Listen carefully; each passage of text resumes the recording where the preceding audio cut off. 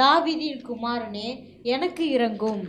என் மகள் பிசாசினால் கொடிய வேதனைப்படுகிறாள் என்று சொல்லி கூப்பிட்டாள். தேவ பிள்ளைகளே, இவள் இந்த சுகத்தை பெற்றுக்கொள்வதற்கு தகுதி என்னது இல்லை பாருங்க. தகுதி இல்லாதவளா இருக்கிறா. ஆனா பாருங்க, இவள் ஒருவேளை தகுதியின்படி தகுதி இல்லாதவளா இருக்கலாம்.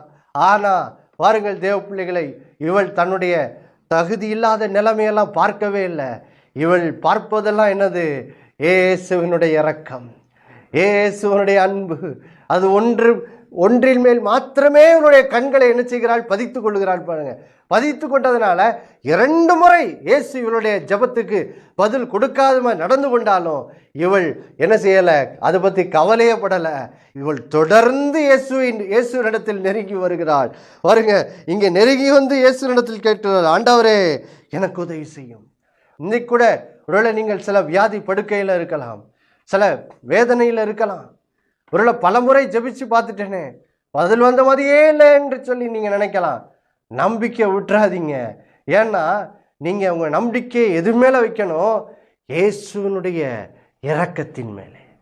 ஒருவேளை எத்தனை முறை இவ்வளோ முறை ஜெபிச்சேனே, இன்னும் பதில் வராத மாதிரி இருக்குதே.